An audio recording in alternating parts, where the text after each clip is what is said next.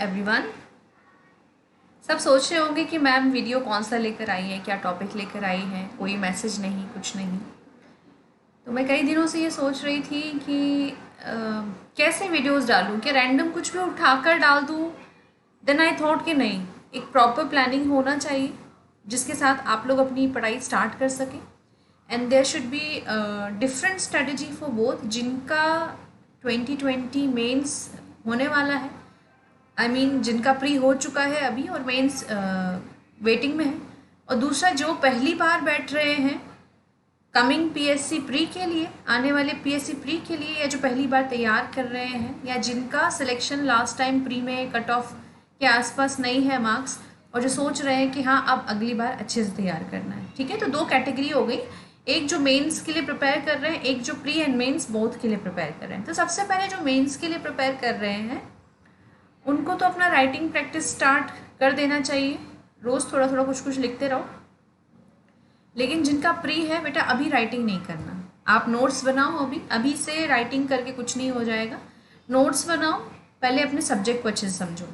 ठीक है, तो अलग अलग स्ट्रेटेजी के लेकर मैं ये प्लान लेकर आई हूँ, एक छोटा सा, जिसको एग्जीक्यूट यदि आप करेंगे तो उम्मीद करती हूँ मैं कि उसके बाद आपका डेफिनेटली रिजल्ट पॉजिटिव आएगा। ठीक है, तो चलिए अपना जो सक्सेस का प्लान इसको डिस्कस करते हैं और स्टार्ट करते हैं अपना आज का session, which is all about the strategy of a preparation. ठीक है, चलो देखते हैं।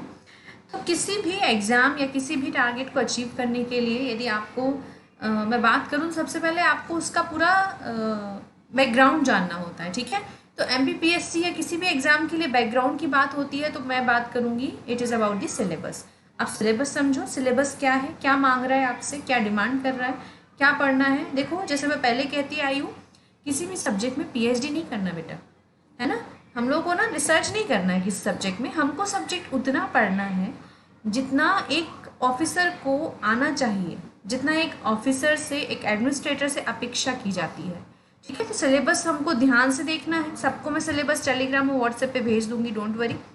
ठीक है, कुछ चेंजेस हुआ है, अभी सबको मालूम है क्या चेंजेस हुआ है, हम लोग देख लेंगे। देन सिलेबस के बाद हमको एक शेड्यूल बनाना है। कुछ लोग मॉर्निंग पर्सन होते हैं, कुछ नाइट पर्सन होते हैं, कुछ देर रात तक जाग कर पढ़ते हैं, कुछ सुबह पढ़ते हैं। तो उसके अकॉर्डिंग एक प्रॉपर शेड्यूल हमको बनाना है, लेज़ी आवर्स और एक्टिव आवर्स के बीच में। देन फिर अपना सिलेबस समझने के बाद, शेड्यूल डिसाइड करने के बाद, स्ट्रेटजी हमको बनानी है कि कब क्या पढ़ेंगे और कितनी बार पढ़ेंगे, रिवीजन कैसा होना चाहिए। ठीक है, तो चलो हम लोग लगातार अपने एफर्ट्स को बढ़ाएंगे और सक्सेस को अचीव करेंगे। ठीक है, तो सबसे पहले जैसे बात हुई सिलेबस की, ओके, तो सिलेबस चेंजेस जो हुए हैं बहुत, ये नहीं कहूँगी कि मैं माइनर चेंजेस हैं, क्योंकि कुछ चेंजेस बड़े वास्ट हैं, बहुत इंपॉर्टेंट चेंजेस चले गए हैं। और जैसे कि मैं कई सारे लेक्चर्स में आपको पहले बता चुकी हूँ कि मध्य प्रदेश का वेटेज बढ़ गया है। ज्योग्राफी हो या इकोनॉमिक्स हो या हिस्ट्री हो या फिर आर्ट एंड कल्चर हो, मध्य प्रदेश का जो वेटेज है पहले के कंपैरिजन में अब बढ़ा दिया गया है। ठीक है, तो थोड़ा सा मैंने यहाँ दिया हुआ है, बाकी आप PDF खोलकर अच्छे से देख लेना। यहाँ पर मैं कोशिश कर रही हूँ वो पॉइंट्स डिस्प्ले करने की सिलेबस के जो मैं लेकर आऊँगी, जो आपसे डिस्कस करूँगी टाइम बाय टाइम। ठीक है, चलो आगे देखते हैं। तो हिस्ट्री का हम लोगों ने देखा, देखो मध्य प्रदेश की हिस्ट्री, मध्य प्रदेश का कल्चर, मध्य प्रदेश का लिटरेचर और मध्य प्रदेश के लिटरेटर्स। ठीक है सॉरी, काफ़ी कुछ हम लोग डिस्कस ऑलरेडी कर चुके हैं, लेकिन डोंट वरी, इस प्लेटफॉर्म पे भी हम उसको डिस्कस करेंगे, है ना। फिर ज्योग्राफी या भूगोल, तो क्या है मतलब भूगोल, ज्योग्राफी मतलब पर्वत है, पठार है, वैलीज है, हिल्स है, किस तरह के हैं मध्य प्रदेश में, किस तरह के हैं इंडिया में, किस तरह के नेशनल पार्क है, कौन से सेंचुरीज है, वेटलैंड है, ये सब कुछ हमको देखना है। साथ में हमको देखना है सोशल ज्योग्राफी, ओके, मतलब सामाजिक भूगोल, सामाजिक संरचना के बारे में स्टडी करनी है। तो ये सब हम लोग डिस्कस करेंगे इन आवर ज्योग्राफी पोर्शन में, एक एक करके वीडियो सबके बारे में लाऊंगी। ठीक है, देन हमको पढ़ना है नेशनल रीजनल बॉडीज़ जो होती हैं, जो निकाय होते हैं, इन सब के बारे में वन बाय वन हम लोग को डिस्कस करना है। बहुत इंपॉर्टेंट है बेटा, प्री और मेंस दोनों के लिए ही बहुत इंपॉर्टेंट है। तो एक एक ऑर्गेनाइजेशन में एक एक वीडियो में डिस्कस करूँगी आपसे। ठीक है, देन ये सारे वही ऑर्गेनाइजेशन चल रहे हैं। आगे देखते हैं साइंस एंड टेक्नोलॉजी। बायोलॉजी मैंने करवा दिया था, लेकिन क्योंकि नया प्लेटफॉर्म है तो इसलिए मैं नए बच्चों के लिए एक बार फिर से बायोलॉजी थोड़ा सा लेकिन फास्ट करवाऊंगी। ठीक है, केमिस्ट्री फिजिक्स आराम से हम लोग करेंगे, लेकिन करेंगे ज़रूर। ठीक है, then space technology and satellite, ये भी हम लोग करेंगे। इकोनॉमिक्स बहुत जल्दी स्टार्ट करने वाली हूँ, मतलब मेरा मन है कि मैं इकोनॉमिक्स से स्टार्ट करूँ आपका। तो इकोनॉमिक्स या अर्थशास्त्र जिसको बोलते हैं, जो फाइनेंशियल एक्टिविटी होती है, ये सब हम लोगों को देखना है, जैसे कि public distribution system, taxation system, कर व्यवस्था क्या होती है, then FDI, foreign direct investment, FEMA FERA, याद आया है ना, ये सब हमको डिस्कस करना है। ठीक है, देन हेल्थ एंड हाइजीन। देखो बेटा, ये जो है बहुत इंपॉर्टेंट है, प्री एंड मीन्स दोनों के लिए। लोग अवॉइड कर देते हैं, लेकिन हमको अवॉइड नहीं करना है, हम इनको बहुत अच्छे से पढ़ने वाले हैं। Everything about Ayush and communicable, यानी कि संचरण रोग, ये सब हम लोग देखने वाले हैं। ठीक है, तो ये मैंने थोड़ा सा ब्रीफिंग दी है सिलेबस की, वीडियो ज़्यादा लंबा नहीं करना चाहती मैं इसलिए। तो ये सब हम लोग 1 बाय 1 सिलेबस के अकॉर्डिंग डिस्कस करेंगे for pre and mains. Okay, notes आपको बनाने हैं, मैं आपको एक्सप्लेन करूँगी, कुछ नोट्स मैं आपको दूंगी, बाकी नोट्स आपको खुद बनाने हैं। ठीक है, ताकि आपका राइटिंग जो है चलता रहे।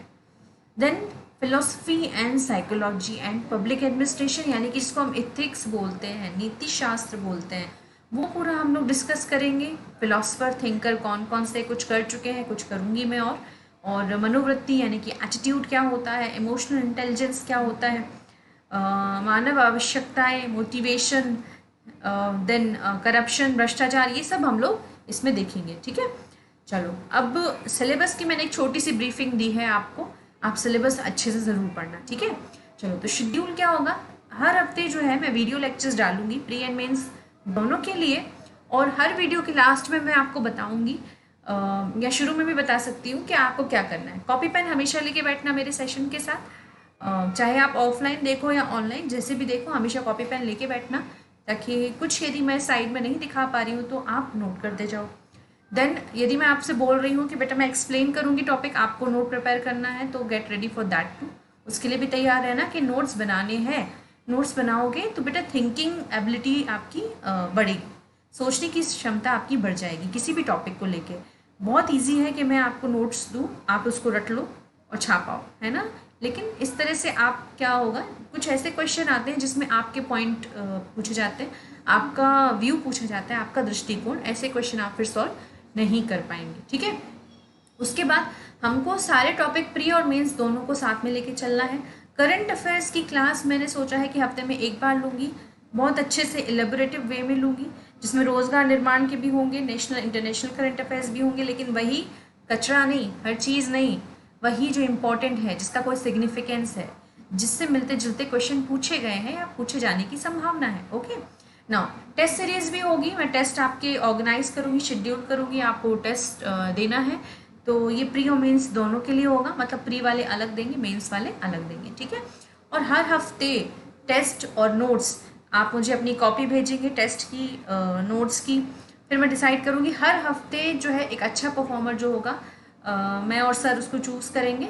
देन हम लोग यहाँ पर आपका अनाउंस भी करेंगे every week the performer of the week नाम से। ठीक है, तो ये और कुछ नहीं, एक छोटा सा जेस्चर है, सो दैट आप लोग मोटिवेट होते रहे, इंस्पायर होते रहे to keep working towards your goal, अपने लक्ष्य की तरफ लगातार चलने के लिए। ठीक है, अब आगे देखिए स्ट्रेटेजी क्या होनी चाहिए। तो शुरू में जैसे मैंने बताया कि देखो सिलेबस समझो पहले, ठीक है, उसके बाद मॉर्निंग पर्सन और नाइट पर्सन, भाई अपने अपने एक्टिव आवर्स, सक्रिय जो समय है आपके दिन का, उसको आप डिवाइड कर लो, क्योंकि कोरोना में वैसे भी ऑलमोस्ट सभी लोग लेजी ही हो गए। तो किस वक्त आपको लगता है कि आप ज़्यादा एनर्जेटिक होते हैं, तो उस वक्त आपको हमेशा कॉम्प्लिकेटेड सब्जेक्ट चुनने हैं। मैं बार बार बोलती हूँ, यूज़ और पिक द कॉम्प्लिकेटेड सब्जेक्ट। यदि मैथ्स पसंद नहीं है, या हिस्ट्री पसंद नहीं है, या ज्योग्राफी पसंद नहीं है, या पॉलिटी पसंद नहीं है, तो हमेशा ये सब्जेक्ट उस वक्त उठाओ, उस वक्त पढ़ो जब आपकी एनर्जी ज़्यादा होती है, उस वक्त आप ज़्यादा कॉन्सेंट्रेट कर पाओगे। ठीक है, और जब आपकी एनर्जी थोड़ी सी कम होती है, तो उस वक्त आप वो सब्जेक्ट पढ़िए जो आपसे बनते हैं। ठीक है, तो आपको सफिशिएंट टाइम देना है अपने टफ सब्जेक्ट्स के लिए भी, लेकिन बेटा ये सोच कर कह रहे मुझसे तो पॉलिटी बनती है ना, अरे मेरा तो हिस्ट्री बाएं हाथ का खेल है, साइंस मुझसे बहुत अच्छे से आती है, इसका मतलब ये नहीं है कि आप इजी सब्जेक्ट को भूल जाएं, वहाँ आप गलती कर देंगे, ठीक है। तो आपको कॉम्प्लिकेटेड सब्जेक्ट को भी टाइम देना है और इजी सब्जेक्ट को भी कुछ टाइम, कुछ घंटे, आधा घंटा, 20 मिनट रोज आपको रिवाइज करना है, ठीक है। फिर आपका जो रिवीजन है रेगुलर होगा, जैसे कि मैंने बताया था रिवीजन शुड बी लाइक, कैसा होना चाहिए रिवीजन, उसके लिए स्टिक रहना, आपको बेनिफिट मिलेगा। पहला रिवीजन किसी भी टॉपिक का 24 घंटे के अंदर, दूसरा रिवीजन किसी भी टॉपिक का 7 दिन के अंदर, और तीसरा रिवीजन 30 दिन में होना चाहिए। इस तरह से यदि आप रिवीजन करेंगे तो आपको सचमुच हमेशा के लिए याद रहेगा, ठीक है। देन न्यूज़पेपर रीड करना है आपको, रोज़ न्यूज़पेपर पढ़ना है, एक पर्टिकुलर टाइम निकाल लो, रात में पढ़ना हो रात में पढ़ लो, जब सारा घर पढ़ चुका हो ना न्यूज़पेपर के ना, आप सबने पढ़ लिया अब मुझे दे दो, ठीक है। आप न्यूज़पेपर लो, उसके जो हाईलाइटेड है जो चीज़ें, ऑब्वियसली जो लोकल न्यूज़ है वो छोड़ दो, लोकल न्यूज़ कोई नहीं पूछेगा आपसे, है ना। एमपीपीएससी को कोई मतलब नहीं है कि आज बीना में क्या हुआ, या कटंगी में क्या हुआ, या फिर दतिया में क्या हुआ, है ना, कोई मतलब नहीं है उनको। ये मतलब है कि भाई जो बड़ी बड़ी घटनाएं हैं सिर्फ उनके बारे में ही पूछा जाता है, आपके मोहल्ले पड़ोस में क्या हुआ कोई मतलब नहीं उनको। फिर डिस्कशन सेशन होगा अपना, कोशिश करूँगी हर हफ्ते ले आऊँ एक डिस्कशन सेशन, लाइव स्ट्रीमिंग होगी, मैं आपके डाउट पूछूंगी, कुछ डिस्कशन के लिए दूंगी, और कोशिश करूँगी यहाँ पे मैं जूम का भी लाने का सोच रही हूँ, जूम पे, ताकि आप लोग बोल सके, एक डिस्कशन काइंड ऑफ हो, ठीक है। तो मैं उसको इम्पार्ट करने की कोशिश कर रही हूँ जितना हाईटेक हो सके हमारी classes. Then doubt session, of course आपके जो मुझे मैसेज आएंगे व्हाट्सएप और टेलीग्राम पे, उनसे डाउट्स निकाल के मैं एक्सप्लेनेशन करूँगी, ठीक है। अगेन एवरी वीक का मेरा प्लान है, बाकी जैसे हो जाए वो सेट। तो हमारी ये स्ट्रेटेजी रहेगी, लेकिन आपको इससे स्टिक रहना है, ठीक है। सिलेबस को आपको समझना है, आपको शेड्यूल बनाना है, और शेड्यूल के अकॉर्डिंग स्ट्रेटेजी को आगे बढ़ाना है।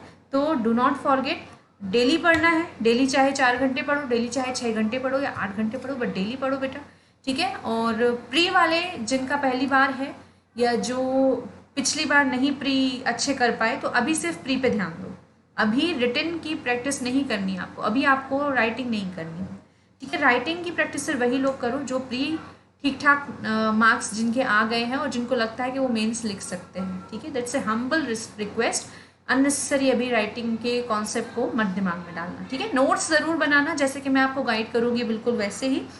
माई classes will be for both English and Hindi medium, दोनों ही माध्यमों के लिए रहेगी, सो डोंट वरी बेटा, ठीक है। जितना हो सकेगा मैं कोशिश करूँगी कि आपका सिलेबस कंप्लीट करवाऊँ, पहले मैं, और फिर बहुत जल्दी सर भी हमारे साथ जुड़ जाएंगे। तो हमेशा याद रखना कि हर कोई प्रतिभाशाली होता है बेटा, सब में टैलेंट होता है, कोई बहुत अच्छा डांस करता है, कोई बहुत अच्छा सिंगिंग करता है, कोई बहुत अच्छा रनर होता है, लेकिन हमेशा हर कोई सक्सेसफुल नहीं होता। सब कहते ना यार वो तो सिलेक्ट हो गया, उससे ज़्यादा टैलेंट तो मुझ में था, लेकिन जो सक्सेसफुल हुआ है उससे पूछो उसने कितने ज़्यादा कॉम्प्रोमाइज़ेस किए हैं, उसने कितनी ज़्यादा चीज़ों का त्याग किया है। तो जो सफल हुआ था उसकी सफलता के पीछे बहुत बड़ी मेहनत थी, बहुत ज़्यादा एफर्ट्स थे, प्रयास थे जो किसी को दिखाई नहीं दिए, ठीक है। तो आपको सफल होना है, टैलेंटेड तो सभी होते हैं। चलिए तो फिर हम लोग अपनी जर्नी बिगिन करेंगे, ठीक है। एंड आई होप कि आपको थोड़ा सा ये वीडियो यूज़फुल लगा होगा। तो क्यूरोस ट्यूटोरियल और इसकी फैकल्टी हमेशा आपके साथ है to complete your wish, okay. तो चलो जर्नी अपनी स्टार्ट करेंगे वीडियोस के साथ। इस वीडियो से रिलेटेड कोई भी तुम्हारा कमेंट या कॉम्प्लीमेंट है तो प्लीज़ मुझे बता देना। एंड यस, जो भी प्रिपरेशन करना चाहते हैं एमपीपीएससी की, उनको बोलना कि हमारा चैनल सब्सक्राइब करें, okay. Thank you very much बच्चा, take care and bye bye.